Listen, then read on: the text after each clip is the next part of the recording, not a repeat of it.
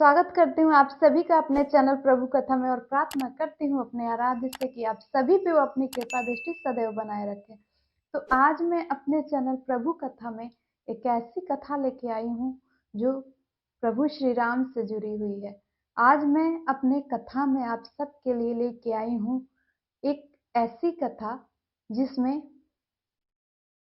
मर्यादा पुरुषोत्तम जो सबके जीवन की नैया को पार लगाते थे, पार लगाते हैं, उनकी नैया के जीवन को, उनकी नैया को कोई और पार लगाया और वो कैसे अपने नैया को पार लगवाने के लिए कैसे उसके पास गए और इस कथा में क्या क्या हुआ, आज ये सारी चीजें मैं अपने कथा में आप सबको सुनाऊंगी।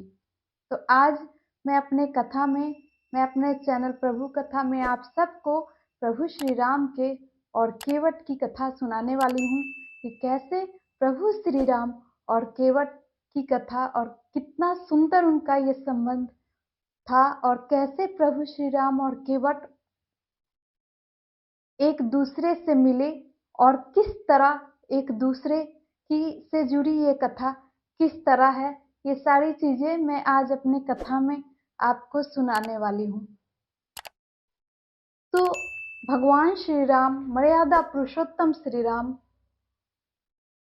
जो सबके जीवन की नैया को पार लगाते हैं, जब उनकी नैया को पार लगाने का समय आया, जो सबको भव सागर से पार निकालते हैं, जब उनको पार कराने का समय आया, तो कैसे केवट ने उनके साथ क्या बातचीत किया, कैसे केवट ने उनको अपने नाव पे चढ़ाने से मना किया और क्यों मना किया, इसके पीछे का रहस्य क्या है, ये सारी चीजें आज मैं कथा में सुनाने वाली हूँ।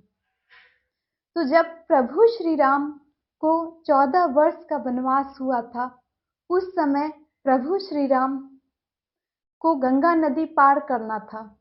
गंगा नदी पार करने के लिए प्रभु श्री राम माता सीता और अपने भाई लक्ष्मण के साथ गंगा नदी के पास जाते हैं।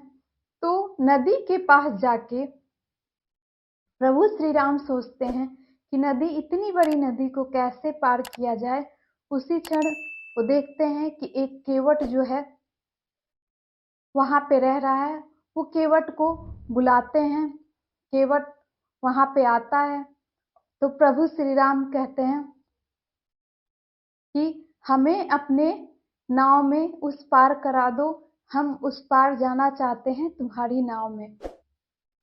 केवट जब भगवान श्री राम को देखता है तो देखते ही वो पहचान जाता है। केवट कहता है, आप वही अयोध्या के प्रभु श्री राम है ना, आप वही अयोध्या के राम है ना। तो भगवान श्री राम मुस्कुराते हुए और शांत भाव से कहते हैं, हाँ मैं वही राम हूं। केवट कहता है, आज मेरे द्वार पे अयोध्या के राजा राम को आने की क्या जरूरत पड़ी, आज साक्षात भगवान मेरे द्वार पे कैसे पधारे। भगवान श्री राम मुस्कुराते हुए कहते हैं कि मुझे यह नदी पार करनी है, क्या आप अपने नाव में यह नदी पार करा दोगे। केवट कहता है कि मैं आपको अपने नाव में यह नदी पार नहीं कराऊंगा, मैं इतना मूर्ख तो नहीं हूं कि मैं अपने नाव में आपको ये नदी पार करा दूं। भगवान पूछते हैं, राम जी पूछते हैं कि क्यों भाई, आप क्यों नहीं पार कराओगे, आपका काम ही है लोगों को पार उतारना। तो केवट कहता है, मुझे मूर्ख मत समझिए प्रभु, मुझे मूर्ख मत समझिए राम जी, मुझे पता है, आपके बारे में मैंने बहुत सुन रखा है। मुझे पता है कि आपके स्पर्श मात्र से पत्थर की जो शिला है, पत्थर जो है वो सुंदर सी औरत में परिवर्तित हो गई थी। मुझे आपके इन चरणों की लीला पता है, मुझे आपके इस चरण की बखान पता है। तो मेरे इस छोटी से नाव की, लकड़ी के नाव की क्या औकात है, कहीं आप उसमें चढ़े और वो भी एक सुंदर सी औरत बन गई तो मैं क्या करूंगा। मेरे खाने पीने का, मेरे जीवन चलाने का, मेरे परिवार चलाने का यही एक सहारा है। मैं आपको उसमें बैठने नहीं दे सकता, मैं आपको पार नहीं करा सकता। भगवान श्री राम मुस्कुराते हुए कहते हैं कि ऐसा कुछ नहीं है, तुम मुझे और मेरी पत्नी और मेरे भाई को अपने नाव से पार कर दो। केवट कहता है, नहीं प्रभु, नहीं राम जी, मैं ऐसी गलती नहीं कर सकता, मैं आपको इसमें बैठा के पार नहीं कर सकता। अगर आपको इसमें बैठना है तो पहले अपने पैर को धुलवाना होगा मुझसे।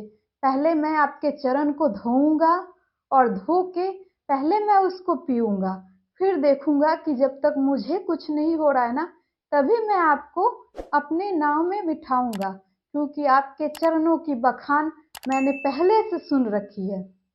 भगवान श्री राम मुस्कुराते हैं और कहते हैं, चलो ठीक है, जैसी तुम्हें खुशी मिले वो कर लो।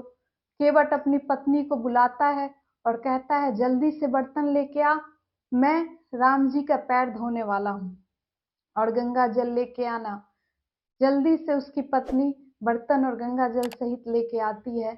अब केवट उनका पैर धोता है बैठाकर, और उसके आंखों में से आंसू निकलते हैं। उसे पता है कि वो किसका पैर धो रहा है। वो भगवान नारायण श्री हरि, भगवान प्रभु श्री राम का पैर धो रहा है, जिससे उसका जन्म लेना सार्थक हो चुका है। वो भगवान के पैर धोने के बाद, राम जी के पैर धोने के बाद उस जल को पीता है, और पीने के बाद कहता है, आज मेरा जन्म लेना स्वार्थ हो गया, आज मैं बहुत खुश हूँ। और भगवान श्री राम के पास हाथ जोड़ते हुए कहता है कि अब आप मेरे नाव में चढ़ सकते हैं, अब मैंने आपके चरण को धो लिया, अब मेरे नाव को कुछ नहीं होने वाला, आप चढ़ सकते हैं। भगवान श्री राम, माता सीता और उनके भाई लक्ष्मण नाव में बैठते हैं, और केवट उनको अपने नाव से उस पार छोड़ देता है। जब केवट सबको, प्रभु श्री राम सहित माता सीता और उनके भाई लक्ष्मण को पार उतारने के बाद कहता है, प्रभु अगर मुझसे कोई गलती हुई हो, त्रुटि हुई हो, तो मुझे क्षमा कर दीजिएगा। भगवान अपने मन में सोचते हैं, मुझे इसको देने के लिए कुछ नहीं है, मैं क्या करूं। वो माता सीता समझ जाती है, क्योंकि माता सीता अपने पति के हर बात को समझती है। वो तुरंत अपने उंगली से अंगूठी एक निकाल के और प्रभु श्री राम के हाथ में रख देती हैं और कहती हैं कि यही दे दीजिए, उतारण के रूप में यही दे दीजिए। प्रभु श्री राम केवट को वो अंगूठी देते हैं।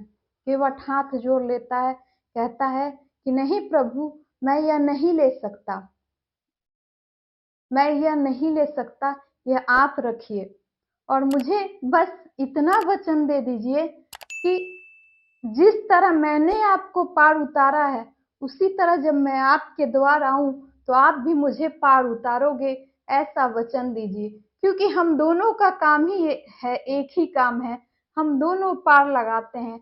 आप भव सागर में पार लगाते हो, मैं नदी के पार लगाता हूँ। तो जब भी मैं आपके द्वार पे आऊं, आप मुझे बस इतना कर दीजिएगा कि आप जो है, आप मुझे भव सागर में जब पार लगाना हो, आप मुझे पार उतार दीजिएगा, यही मेरी उतराई होगी। बस प्रभु हाथ जोड़ते हुए केवट कहता है कि आप भी मुझे पार लगा दीजिएगा, मैंने आपको पार उतारा, आप मुझे पार लगा दीजिएगा। और कहते हुए केवट की आंखों से आंसू बह जाता है। प्रभु श्री राम कहते हैं कि धन्यवाद मित्र, तुमने मुझे पार उतारा। केवट कहता है, जब आप उधर से वापस आइएगा अपना वनवास काल पूरा करके, तो मुझसे मिले बिना नहीं जाइएगा, ये वचन दीजिए। प्रभु श्री राम कहते हैं, मैं जब आऊंगा तुमसे जरूर मिलूंगा। उसके बाद प्रभु श्री राम फिर चले जाते हैं।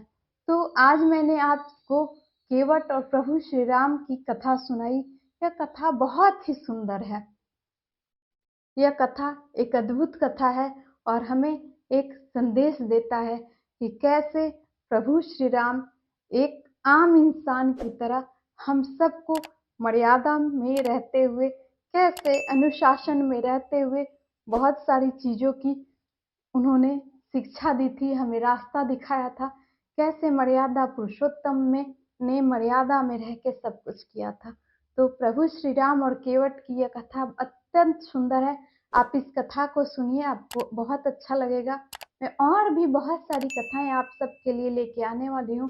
तब तक के लिए बोलते हैं जय श्री राधे राधे।